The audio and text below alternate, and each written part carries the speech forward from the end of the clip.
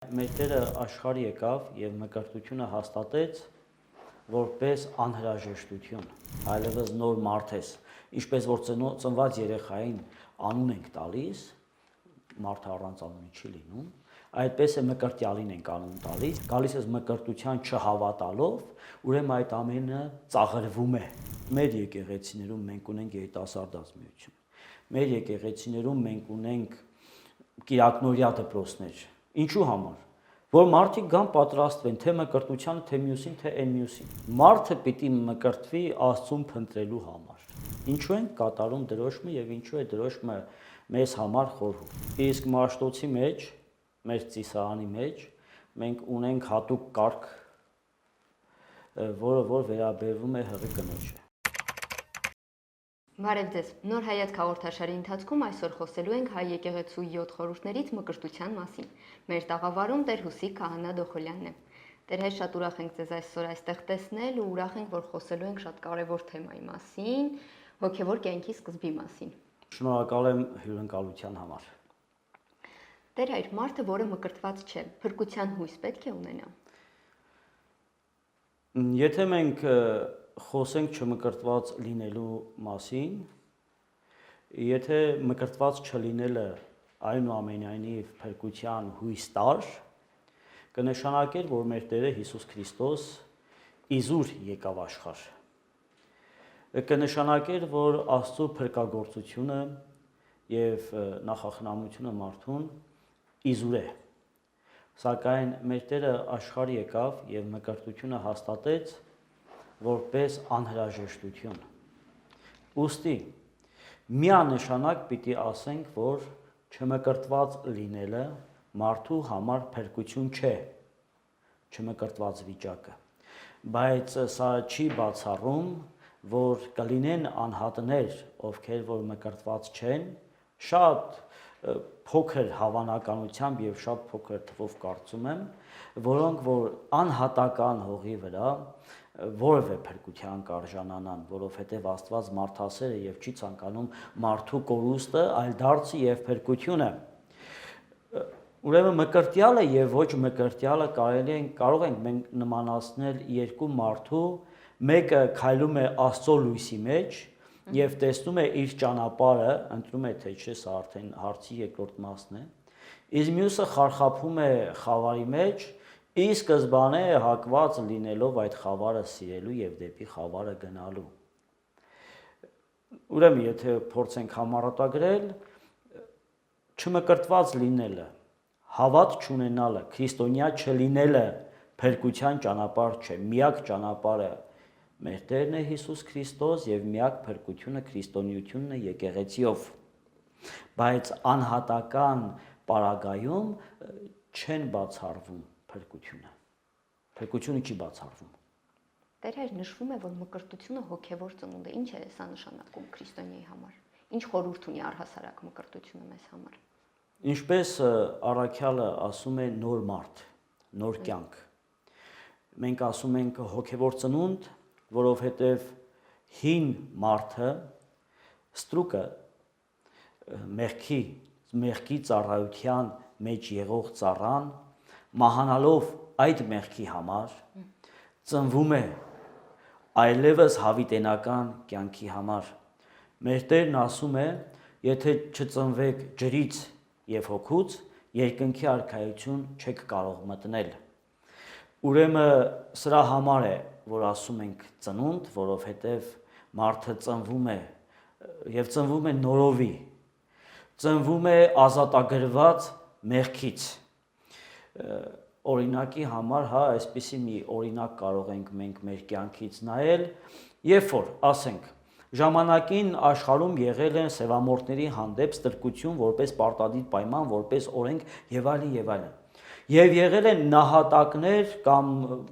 մարդկային մեծ մտածողներ, որոնք որ պայքարել են, արյուն են թափել, եղել են մարդկային խմբեր, որոնց արյունի ջանքերի գնով այլևս մարդկության մեջ գոնե թղթի վրա, գոնե տեսանելի աշխարհում ստրկությունը բացառվում է։ Ուրեմն եկեք այս նույն ձևով մենք հասկանանք հոգևոր իմաստը, որ մարդը մեղքի ստրկության մեջ էր, Սիրելով նաև այս ստրկությունը, ստրուկը սիրում է իր ստրկությունը։ Այո։ Եվ մեր Տերը Հիսուս Քրիստոս մարդացյալ Աստված, որը եկավ եւ իր չարչարանքներով, իր այդ ծաղրվելով, խաչի ելնելով եւ իհարկե հարությամբ մարդուն ազատեց այդ ստրկությունից։ Եվ նորից գանք հարցին, մենք ասում ենք նոր ծնունդ։ Իսկ ինչ է նշանակում ծնվել։ Ծնվում է նա, ով դեռևս աշխարհում չկա։ Ճակերտավոր կարող ենք ասել, ով աշխարհի համար մահացածը չկա, ինքը աշխարհում չկա, ինչպես մահացած մարդը չկա աշխարհում, այդպես էլ չծնվածը չկա աշխարհում։ Ուրեմն ծնվելու համար պետք է նաև մահանալ։ Եվ մկրտության արարողության մեջ Քրիստոսին մահվամբ բաժնեկից լինելու խորհուրդը կամ այդ մահանալը տեղի է ունենում իդեմս Սուրբ Երրորդության 3 անգամ ավազանի մեջ ընկղմելով։ Մարդը մահանում է ավազանի մեջ, Հիսուս Քրիստոսին մեր Տիրոջը բաժնեկից է դառնում, նրա մահվանը բաժնեկից է դառնում 3 օրյա թաղմամբ գերեզմանում, ինչպես մեր Տերը թաղվեց եւ հարություն է առնում մեր Տիրոջ հետ Հիսուս Քրիստոսի հետ։ Նա ով չի մահացել ավազանում, բաժնեկից չի դարձել մեր Տիրոջ ծնունդին, նա չի կարող հարությանն էլ բաժնեկից դառնալ։ Տեր, քանի որ արարողությունից խոսեցինք, անվանակոչության խորհուրդը ինչ նշանակություն ունի։ Անվանակոչության խորհուրդն էլ ուղիղ կապ ունի նոր ծնված մարդու հետ, որովհետեւ դու այլևս նոր ես, այլևս նոր մարդ ես, ինչպես որ ծնված երեխային անուն ենք տալիս, մարդը առանց անունի չի լինում, այդպես է մկրտյալին ենք անուն տալիս եւ պետք է հետ գնանք, շատ հետ չէ, երևի մի 100 տարի։ Մինչ այդ երեխայի անվանադրությունը լինում էր ոչ թե ԶԱԳՍ-ում, այլ լինում էր եկեղեցու մատյանում։ Երբ որ 8 օրական որոշ գրքերում գրված է միջև 8 օրական, երեխային բերում էին եկեղեցի, մկրտում եւ անուն դնում։ Նաեւ այս սովորությունից է գալիս, որը որ շատ գեղեցիկ սովորություն է, որովհետեւ դու անուն ես ստանում Աստծո առաջ։ Անուն ես ստանում ոչ միայն քո մարմնական ծնունդից հետո, այլ նաեւ հոգևոր ծնունդից հետո, բայց այսօր մարդը այդ հնարավորությունը չունի, որովհետև եթե քո երեխային անուն չդնես, ծննդական չանես, քո երեխային ծննդատնից չես կարող դուրս գրել։ Սա այս սովորությունն է մի կողմից այդ նոր ծնված մարդու խորհուրդն է, որին որ անվանակոչում ենք, եւ երրորդ, մենք որևէ մի սրբի անուն ենք դնում։ Եվ մեծ հույս ունենք, որ երեխան այդ սրբի օրինակը ունենա, գոնե այդ սրբի կյանքին ծանոթ լինի եւ այդ սրբի բարեխոսությունը, այդ սրբի աղոթքը խնդիր կյանքում։ Այսպես ասած, ինչպես որ կան որոշ քաղաքներ, որոնք որ ունեն հովանավորյալ իրենց հովանավորող սրբեր, այստեղ էլ անհատական պարագայում այդ սրբի հովանավորությունն են խնդրում այդ երեխայի համար։ Տեր հայր փաստորեն երեխային պետք է մկրտել 8 օրականում։ Սա մեր վարդապետությունը հավատն է, որովհետև մենք դեռևս հին ուխտից տեսնում ենք, որ երեխաներին թլպատությունը պարտադիր էր 8 օրական, մինչև 8 օրական, սակայն եւ սա այս սովորությունը, 8 օրականի գալիս է նաեւ քրիստոնեություն։ Ինչու՞։ Որպես ծնունդ նաեւ այն, որ երեխան մկրտությամբ դառնում է Աստծո զավակ։ Ես միշտ ասում եմ, որ մի նկարիչ կարող է ունենալ ստեղծագործություններ եւ կարող է ունենալ զավակ։ Բայց երբ որ իր տունը այրվի, ինքը իր զավակին կփրկի, հետո նոր իր ստեղծագործությունները, չնայած որ իր ստեղծագործություններն իր հոգու ծնունդն են։ Ուրեմն մկրտությամբ մարդը դառնում է Աստծո զավակ։ Եվ եթե ծնողը ունի կենթանի հավատ, եթե հավատում ես Աստծուն, սիրում ես Աստծուն, ուրեմն չեմ կարծում, որ այդ կենթանի եւ սիրող հավատից բխած մարդը կասի թող իմ երեխան մեծանա, ինքը որոշի կմկրտվի, չի մկրտվի, ինչ կրոնի կհարի,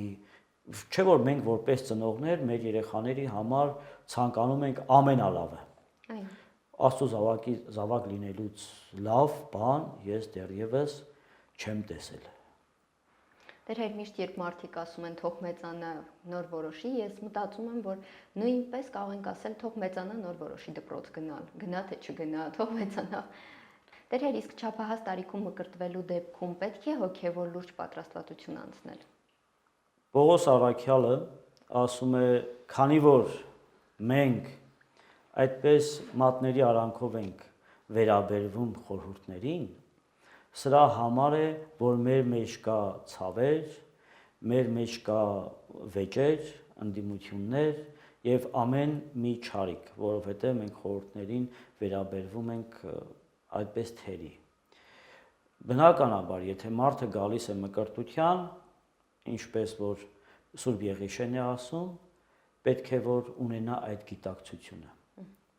Պետք է ունենա հավատը, որովհետև հավատով են գալի մկրտության։ Եթե դու Աստծուն չես հավատում, եթե դու մեր Տիրոջ Հիսուս Քրիստոսի չարչարանքներին, անարգանքին, խաչելությանը, հարությանը չես հավատում, որի որ ամբողջ էությունը պարփակվում է մկրտության մեջ։ Եթե դու գալիս ես մկրտության, ուրեմն գալիս ես մկրտության չհավատալով, ուրեմն այդ ամենը ծաղրվում է։ Եվ սրա համար մեր եկեղեցիներում մենք ունենք երիտասարդազմիություն։ Մեր եկեղեցիներում մենք ունենք կիրակնորյա դպրոցներ։ Ինչու համար? Որ մարդիկ գան պատրաստվեն թե մկրտությանը, թե մյուսին, թե այն մյուսին, եւ անպատրաստ չգան։ Բնականաբար նաև մենք տեսնում ենք կանոններում, որ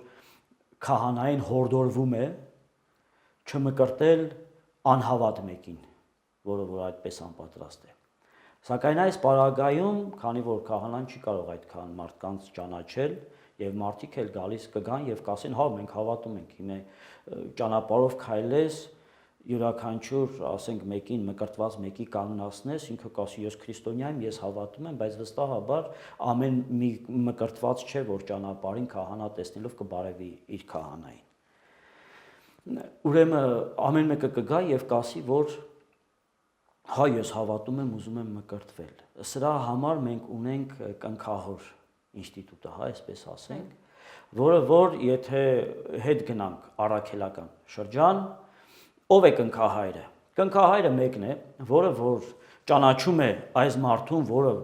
քրիստոնյա չէ, մկրտված չէ, բայց կնքահայրը լինելով համայնքի անդամ, լինելով մկրտված, լինելով եկեղեցու անդամ, բերում է եւ ասում է. «Տեր հայր, դու ինձ ես ճանաչում, ես էլ այս մարդուն եմ ճանաչում։ Ես միջնորդում եմ, որ այս մարդուն մկրտես, որովհետեւ ինքը հավատ ունի»։ Եվ սրա այս դեպքում մկրտությունը կատարում ենք։ Դրա համար է, որ կնքահոր պարտադիր պայմանը կա մկրտության մեջ։ Դեր հայր, երկրորդ անգամ կարելի է մկրտվել։ Ինչպես մենք մեր մորից մեկ անգամ ենք ծնվում, ավազանից մեկ անգամ ենք ծնվում։ Ինչպես Քրիստոս մեկ անգամ խաչվեց, մեկ անգամ ենք մկրտվում։ Մեկ անգամ հարություն առավ, մեկ անգամ ենք մկրտվում։ Սակայն բոլոր այն իրենց քրիստոնյա կոչող խմբակները, որոնք որ մարդկանց չակերտավոր ասենք մկրտում են, եւ մկրտությունը իրենց համար խորհուրդ չէ, խորհուրդ խոսել ենք սրա մասին, ինչ է խորհուրդը, եւ մկրտությանը վերաբերվում են որպես մեր Տիրոջ պատվիրանի թատերականացում, ոչ թե խորհուրդ, ուրեմն խորհրդաբար երկրորդ ծնունդ չի եղել է ուղակի ինչ որ, չգիտեմ, Սևանի ափին կամ ինչ որ մի լողավազանում, ինչ որ չգիտես ինչ հավատի վկայություն, ամեն մեկն իր հավատի վկայություն, սա մկրտություն մենք չենք ընդունում եւ այս մարդուն մենք ոչ թե երկրորդ անգամ ենք մկրտում, այլ այս մարդուն մենք վերադարձնում ենք ճշմարիտ հավատի։ Սա երկրորդ մկրտություն չի, եթե մարդիկ մտածեն, որ վայ ես, չգիտեմ, այս մի տեղը արդեն մկրտվել եմ Սևանի ափին, ես ոնց երկրորդ անգամ մկրտվեմ։ Բայց կրկին արարողություն է Կատարվում է, որովհետև քանի որ այն մկրտություն չէ, այո։ եւ կատարվում է մկրտությունը ամբողջապես։ Իսկ մկրտված քրիստոնյան կարող է մկրտել առանց հոգևորականի ներկայության։ Ուրեմն, այսպես ասենք, հա, 1874 թվին Պորսում լույս ընծայված կրոնագիտություն գրքում, որը որ նաև ծառայել է որպես դասագիր, Տեր Սահակ քահանա Տեր Սարգսյան եւ Պորսո պատիարքն էլ դա արտոնել է, այսպիսի մի տող ենք կարդում եւ սակայն մեր այսօրվա տեխնիկական հնարավորությունների մեջ սա արդեն անգործածելի է։ Ինչու՞։ Որովհետև ցանկացած մեկը ցանկացած իրավիճակում կարծում եմ կարող է գտնել քահանա, որը որ գա մահամերձ քրիստոնյային կնքի։ Սակայն, եթե այնպիսի մի իրավիճակում ենք, որ չկա հոգևորական եւ մարդը մահանում է եւ մենք հույս չունենք, որ հոգևորականը կհասնի այս մարդը մահացած չի լինի, եւ այս մարդն էլ ինքը ցանկանում է քրիստոնյա լինել։ Ցանկանում է ինքը։ Ես չեմ կարող օրինակի համար մահամերձ իմ տատիկին, որը որ գիտակցություն չունի եւ մկրտված չէ, որոշեմ այ ճարպիկություն անեմ եւ այս բացառությունից օգտվեմ։ Սակայն եթե բացառական այսպիսի մի իրավիճակում ենք, երբ որ մարդը ցանկանում է մկրտվել եւ մահամերձ է եւ կա մկրտվող մեկը, ինչպես որ մենք իդեմս Սուրբ Երրորդության 3 անգամ ընկղմում ենք ավազանի մեջ, այդպես է մկրտված քրիստոնյան այս ծայրահեղ իրավիճակում կարող է Սուրբ Երրորդության անունով 3 անգամ ջուր ցողելով, ջուր լցնելով, եթե ջուր չկա, նույնիսկ ավազ լցնելով, ինչ որ մի նյութ օգտագործելով, իդեմս Սուրբ Երրորդության այս մարդուն մկրտել եւ հրաշքները Աստծո կամքը մեր կյանքից բացառված չեն։ Եվ եթե սրա արդյունքում մարդը ապրի, ուրեմն պարտավոր է այս մարդը գալ եկեղեցի եւ այս մարդու վրա կատարվում է մկրտության աղոթքները եւ արդեն մեռոնով օծումը դրոշում է։ Մկրտությունը կարող է իրականացվել տանը, որ դեպքերում։ Եթե մկրտյալին եկեղեցի բերելը անհնար է, որովհետև մենք ծնվում ենք եկեղեցու արգանդից։ Մեր մկրտության ավազանը այն վայրն է, որտեղից որ մենք ծնվում ենք եկեղեցին մեզ մայր ունենալով։ Եթե որևէ մի պարագայում, օրինակ, ասենք հիվանդանոցում երեխան մերձիմա է կամ մարդն է մերձիմա, ինչպես որ ցավոք վերջերս ասենք Ստեփանակերտի պայթյունի ժամանակ չէ, այրված մարդիկ կային, որոնք որ ցանկանում էին գիտակցությանը եւ ցանկանում էին մկրտվել եւ նրանց եկեղեցի բերել անհնար էր։ Ուրեմն այս պարագայում կամ թեկուզ տան պարագայում, երբ որ այս վիճակն է եւ չեն կարող եկեղեցի բերել մկրտվողին, քահանան գալիս է եւ տանը կամ հիվանդանոցում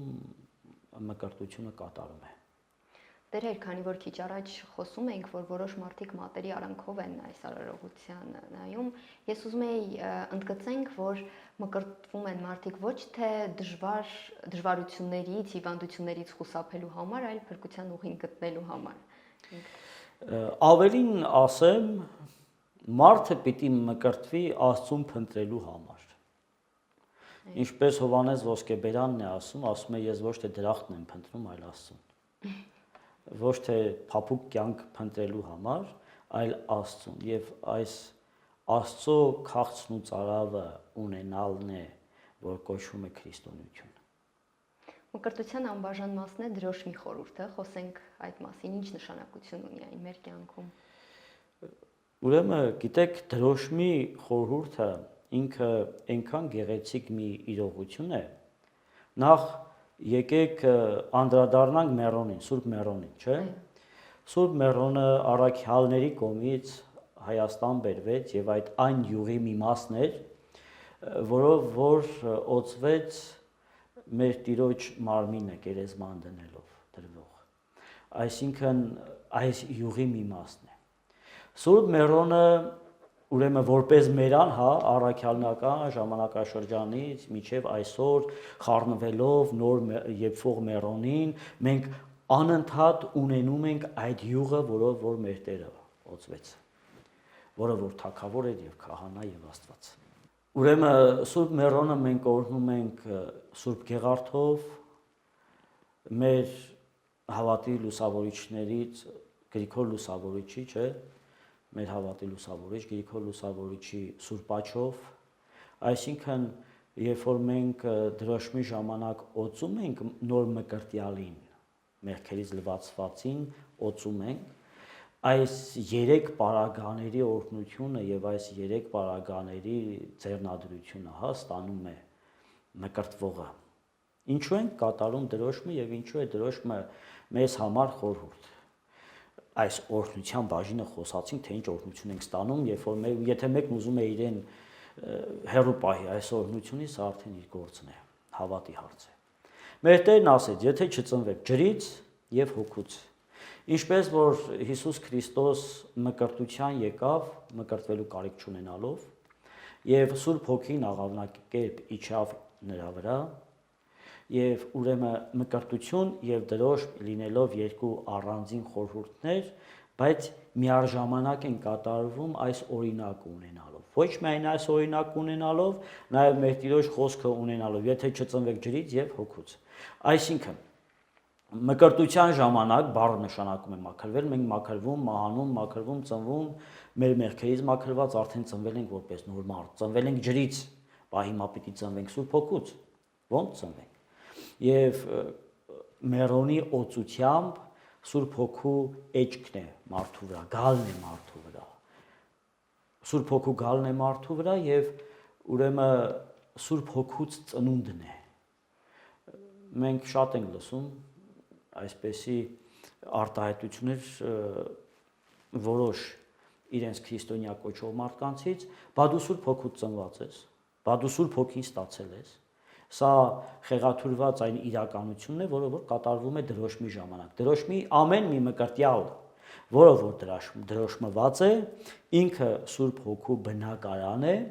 եւ ինքը Սուրբ Հոգով լցված է։ Այս Սուրբ Հոգու օծությունն է, որ գալիս է մարդու վրա եւ առաքյալն է սրա մասին ասում է, որ դուք օծություն ունեք Աստծուց։ Այս դրոշմի նաև խորհրդի մասին խոսում է առաքյալը այս տողի մեջ։ Ինչու հենց 9 մասերը մարմնի։ Ինչու են 9 մասերը օծվում։ Այս 9 մասերը, օծությունը կատարվում է ոչ միայն մկրտության, որպես Սուրբ Հոգու էջք, որպես դրոշմ, ասելով քրիստոնեության խաչի Քրիստոսի դրոշմը կրող ճակատը եւ այլն, այլ նաեւ օծության մեջ նաեւ ներառված է վերջին օծման օծությունները։ Երբ որ ասենք օրինակի համար մարդուն, երբ որ նրա հոտոտելիքը օծում ենք, ասում ենք, որպեսզի դու հավիտենական կյանքի անուշ բույրը ստանաս։ Դա արդեն վերջին օծության մի մասն է եւ դրոշմում ենք մարդու օրինակի համար լսելիքը, չէ՞, որպեսի մարդը կարող լինի Աստծո պատվիրանները լսելու եւ մնացած արդեն 5 զգարանները եւ հոգու մասերը։ Կարող է մարդուն ճշմարտությունն ասես, մարդը այդ ճշմարտությունը չընդունի, անկարող է ընդունել իր եսի պատճառով եւ այլ եւ այլ։ Եվ այս դրոշմները դնում ենք որպես սերմնացան, հա,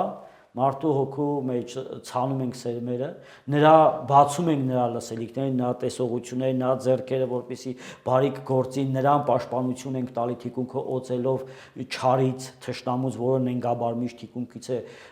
հարվածում, նրա սրտի սրբության մաքրության համար սիրտն ենք ուրեմն օծում ուղիղ Աստծո պատվիրաններով քայլելու համար, պատվիրանների շավիղներով քայլելու համար նրա ոտքերն ենք օծում եւ կարծես թե մենք քանդում ենք այդ չարի կապանքները, որով որ կապված էր մարդը։ Սակայն գիտեք, սովորությունը մարդու մեջ մնում է եւ սերմը մենք ցանում ենք, իսկ սերմի ծլարձակելու մեջ արդեն մարդը պետք է իր կամավոր ներդրումն ունենա։ Դրա համար մկրտությունը փրկության ճանապարհ է, բայց այնպես չի, որ ամեն մի մկրտված փրկվում է, ոչինչ չանելով, էլի։ Այսինքն պետք է շարունակի քայլել ճիշտ ճանապարհով։ Մկրտությունը սկիզբն է, որ մարդը պետք է շարունակի պայքարել, քայլել, զինվորագրումն է բանակին, մեր Տիրոջ Հիսուս Քրիստոսի բանակին, իսկ զինվորը զինվորագրվում է պատերազմելու համար։ Եվ այդ պատերազմը անարյուն պատերազմն է։ անտեսանելի զորությունների դեմ եւ ինչու՞ չէ, նաեւ ինքդ քո դեմ նախ եւ առաջ։ Տեր, իսկ այդ արարողությանը երկրպագությունը ինչ խորհուրդ ունի։ Մարդը ծնվեց։ Այո։ Մարդը ծնվեց որպես քրիստոնյա։ Երբ որ փոքր երեխային ենք մենք մկրտում, այս երեխային ներկայացնում ենք Աստծուն որպես արդեն Աստծո զավակ։ Մկրտել ենք։ Արդեն Աստծուն ժառանգակից է, Քրիստոսին ժառանգակից է։ Գիտեք, երբ որ ասում ենք ժառանգակից, մենք այս բառն ասում ենք եւ գնում ենք։ Եթե մեկին ժառանգակից է, ուրեմն իմ հայրական տան մեջ բաժին ունի իմ հետ այդ ժառանգությունից։ Ուրեմն մենք Քրիստոսին ժառանգակից ենք դառնում, երկնային ժառանգության մի մասն ենք դառնում։ Եվ որպես Աստծո զավակ, որպես ժառանգակից հանում ենք երեխային Սուրբ Խորան, եւ երեխան երկրպագում է Աստծուն։ Արդեն ինքը Աստծունն է, երկրպագում է Սուրբ Սեղանին, Սուրբ Խորանին եւ Սուրբ Ավազանին, որտեղից որ ծնվել է։ Այսինքն քրիստոնյայի առաջի երկրպագությունն է սա։ Տեր, տարածված սխալ կարծիք կա, որ հղի կանայք չեն կարող եկեղեցի մտնել, օրհնություն ստանալ եւ մկրտվել։ Այս հարցին անդրադառնանք։ Ինչպես ասեցիք, տարածված սխալ կարծիք կա։ Իսկ Մաշտոցի մեջ, մեր ծիսարանի մեջ մենք ունենք հատուկ կարգ, որը վերաբերվում է հղի կնոջը։ Այսինքն ոչ միայն հղի կնոջը կարելի է գալ եկեղեցի, այլ նաև ցանկալի է, որպեսզի ամեն հղիկին գա եկեղեցի այս աղոթքի համար։ Երբեմն եղել է դեպքեր, շատ հազվադեպ, երբ որ քահանան է գնացել դժվարածին հղի կնոջ մոտ, որովհետև բնականաբար չէր կարող գալ այս կարգը անելու համար, որովհետև վերջի վերջո եթե աշխատողը բժիշկն է, սակայն նրա ձեռքը ուղողը եւ ամբողջ մարդկային կյանքը Աստծո ձեռքի մեջ է։ Եվ հղի կնոջ համար ոչ թե մկրտություն չի կարելի, այլ մկրտությունը պարտադիր է, որովհետև ցավոք սրտի մեր մարդկային փորձառության մեջ մենք հղիության տարբեր ելքեր գիտենք, թեկուզ եւ չենք էլ ակնկալում։ Ինչ այդ մարդը չմկրտված գնա, դե լավ, ամեն ինչ շատ լավ պիտի լինի եւ շատ գեղեցիկ պիտի լինի, ինչպես որ ժողովուրդն է ասում, մեկ շնչով պետք է երեխան աշխարհ գա, բայց առանց Աստծո ողորմությունը խնդրելով մենք գնանք այս դժվարին ճանապարհը, ուրեմն իսկ մկրտությունը առաջի քայլն է հավատող մարդու համար, Աստծուն հավատող մարդու համար, իր հավատի դրսևորման առաջի քայլն է եւ ինչպես ասինք Աստծո որդեգրման։ Ուրեմն ինչքան գեղեցիկ կլինի, որ հղին, որը որ մկրտված չէ, Աստծո ստեղծագործություն է, ծննդատուն մտնի արդեն որպես Աստծո զավակ։ Նախ եւ առաջ պիտի ասենք, որ արդեն 8 թվականում այդ կինը պետք է մկրտված լիներ։